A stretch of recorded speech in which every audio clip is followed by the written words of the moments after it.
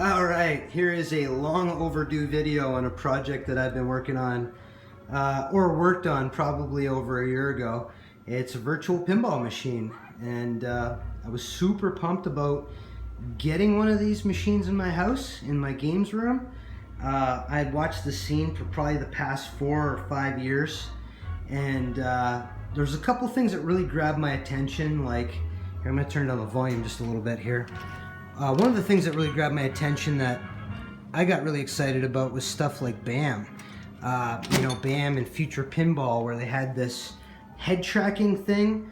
You know, you'd put a few LED lights on some homemade glasses and use like a PS3 iToy or an Xbox Kinect sensor, and that would, you know, read the LEDs in the glasses and find your position and change the table in 3D. It was really, really cool. And this was years ago. It was way beyond its time. But that kind of turned me on to it, you know. But the more I looked at it, it still looked pretty cheesy to me. Like, and then 4K technology rolled around, and table authors got involved, you know, front end people, and they got on board with the 4K stuff. And now it is elite, top shelf stuff. It's exciting. I mean, these tables, they don't look like a screen. It looks like a pinball machine. It's nutty. People are doing 3D modeling off real machines. The scene is crazy. It's exciting. These are cool times to be involved and have one of these things. But anyways, right now we are looking at PinUP Popper in the front end, and again, that is something that's just fantastic. That's been kind of a new thing. This guy Nailbuster, and I think Terry Red was involved in a lot of that too. Terry Red came up with a lot of stuff too. You know, awesome, phenomenal stuff. I'm sure there's other people I'm not mentioning, but yeah, pretty wild. I absolutely love it. It's user friendly, and it's infinite what you can do with it. So what I did is I picked up a couple old pinballs from a warehouse raid. I got them for almost free. This was a quick and dirty project, guys. Literally took me a week and a half to build this, and I've just been playing the heck out of this thing for the last year and a bit. So anyways, I brought those pinballs home, I stripped them out, and actually if you look at my previous YouTube videos, you'll see a coffee table pinball project I did, and that was with the Playfield that came out of this cabinet. But the cabinet was moldy, it was stinky, some of the wood was had rot in it.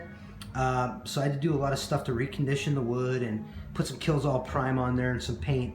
But it looks pretty now. Like, maybe not pretty, but it's like pretty with lots of makeup, you know?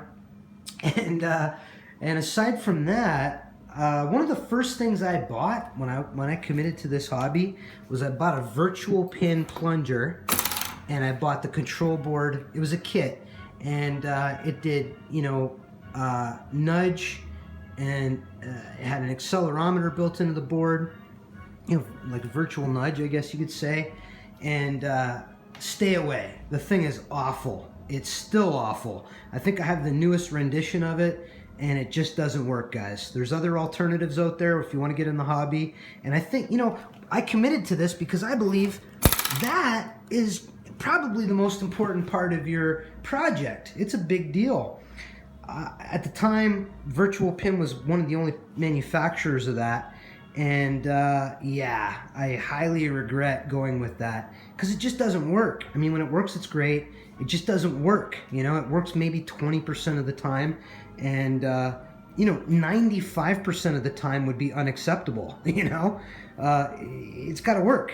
So anyways, rant over. Stay away from that product. But aside from that, I just bought some cheap buttons off eBay, LED buttons. I got my player one start, accept, go. You got pause, which I don't really use a lot. It's great for picking up flyers, like pulling up your flyers for your pinball tables. And then you got exit game or escape. And then to the right, I've got my launch ball button for Pinball FX2 and 3. I got my real pinball plunger. Again, when it works, it's fantastic. There's an extra ball button, which I never use. It's absolutely redundant. I believe you only need 4 buttons on the front of your cabinet. If you want a clean cabinet, you only really need 4. The 4th would be your quarter-in button or coin. And this is actually a neat part of the project. I used the original Williams Bally coin box or coin mech, and I painted it, I slathered it in this color-changing chameleon paint, which roves from like a purple to a red to a blue. Sometimes it looks green. It's pretty cool. On the left side, you can see you've got your regular stock coin in, and it's actually set up to accept a coin and register it. In the middle, there was a Williams symbol here, which I wanted to keep. I really like the look of it, but I wanted to put a USB port there, and I removed it. I didn't destroy it. I removed it, and I put in a piece of tin, and I put in this USB port to update tables and to update my media and front end. Guys, there's updates happening every week. I mean, it's a full-time job trying to keep up with the hobby, which is, again, some people say it's annoying, but it's exciting. I mean, you can just sit on your laurels and keep what you have, but when things are changing every week and there's releases daily and hourly, I mean, yeah, if you're having fun with it, just have some more fun. Anyways, this is just a rectangular yellow arcade button I bought off eBay for $2. I scanned that artwork and I copied it over here. And yeah, that's my manual way of getting quarters, and it is awesome. I'm pretty happy with the way it turned out. It looks nice and clean. You know, it doesn't look gaudy, and it looks like a real pinball machine, you know. Got a 39-inch screen for the main Playfield, 120 bucks Canadian off Kijiji. In the back box, you've got a 24-inch screen, 40 bucks. This was $5. It's a 17-inch monitor. I got it at a thrift shop, and that gives me my topper, and it gives me the DMD screen. And all I did was I just made a wooden bezel, which you know, you measure 8 times and you cut once, and you hope you nail it. And it kind of separates that monitor into looking like it's 2 separate screens. You can call it a topper or an under, whatever. It's pretty awesome. And for the audio, and this is where I spent a little bit of money too, was I went with 7.1 surround sound, or what you call SSF, surround sound feedback, and that's my DOF, or my feedback. And I've got 2 Lepi 2.1 mini amps. The top mini amp is running 2 exciter speakers, which are really fascinating. You know, sorry about the shaky camera, guys. This is just my iPhone. But yeah, these Dayton exciter speakers, you just attach to a cabinet or really any medium, and whatever it's attached to, it becomes a speaker. The feedback is tremendous. And up here, I've got a little shaker sub, and that thing is awesome. It really rattles. And that's all attached to the top 2.1 Lepi mini amp. Bottom 2.1 mini amp is attached to a 4-inch sub back there, maybe 4-inch sub. I made a little bracket for it. There you go. And left and right, you've got 2 more exciters for your, you know, your pop bumpers and your, you know, wire rail runs and stuff like that. And in the middle, I've got a 5.1 Logitech surround sound system. That's going to this remote control right here, and that runs the backbox speakers, which you can see here, left and right, and center channel. So there's a lot of speakers in this thing. It sounds fantastic. In the back, I've got a I'll get things moving here. In the back, I've got a light organ that I got at a thrift shop again for $4, and that I tore apart.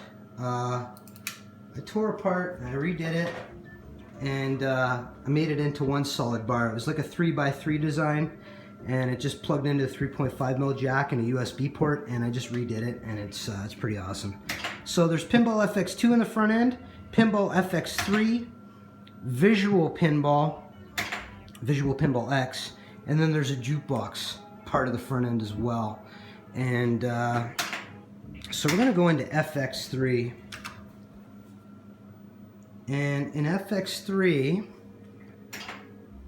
it's just super media rich. I mean, there's so many people in the community that are fantastic, and they're constantly working on this stuff. And you know, none of this stuff I've done myself. I've just found it off the net. But yeah, I mean, if you look around, you dig around, and you source all this stuff, there's a lot of helpful people that have put all this stuff together for you in packs and stuff like that. And man, it is so much fun. I love these Pinball FX3 games and 2 games. They're a blast. You know, lots of pinheads would be like, you know, it's a kid's game, but no, they're super fun. They're well done, and they're very addictive. I played Back to the Future the other night for 8 hours straight with a buddy of mine. Actually, my buddy Taylor, who's taking this machine. So yeah, we made a deal, and he's taking this thing home tomorrow. So he's pretty excited. You can hear the feedback in there. And yeah, it's pretty awesome.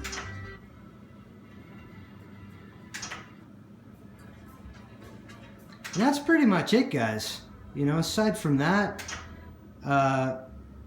if I exit out, let me see if I can do this with one hand here. And let's say go into Visual Pinball X. I'll show you the feedback real quick. So my Playfield's upside down, but I got to use a flip script that Terry Red did to flip that around. But let's go into that. So I just launched that table. I'm going to turn up the volume a bit.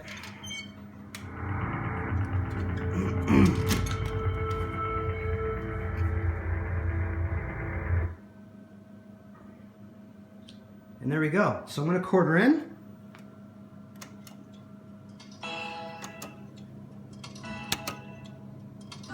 You can hear the coin drop in the coin box. And then I'm going to hit start. That's going to feed up my ball here. And usually with this pinball plunger, I'm just going to kind of calibrate it by pulling it back, and then it's ready to go.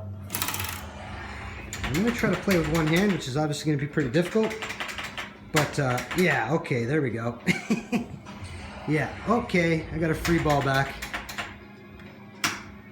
All right, with one hand. Oh yeah, there we go. Oh, nope, okay. So yeah, basically flipper button, plunger, or that's my nudge. And, oh, I just tilted.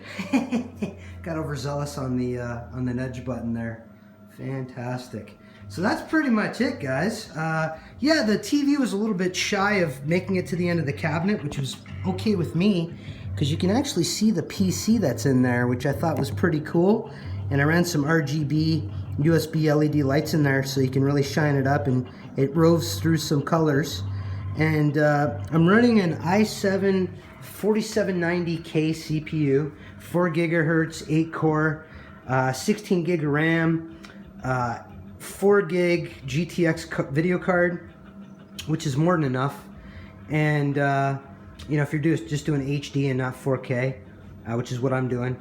And I got a 256 gig SSD Samsung Evo for my main drive for the OS and all this stuff. And then I've got a 1 terabyte like a green WD Caviar for just storage, you know, for working on stuff and having some fun with it. And that's pretty much it, guys. Yeah, quick and dirty. I think I had this thing built in a week and a half. The software side of things took a lot of time, but once you get this thing dialed, it's just perfect. It is awesome and so much fun. This has gotten so much more play in the past year than my arcade machine. Yeah, I really haven't played this too much. All I want to do is play on this thing. So that's it, guys. Virtual Pinball. Try it out. Get in the game.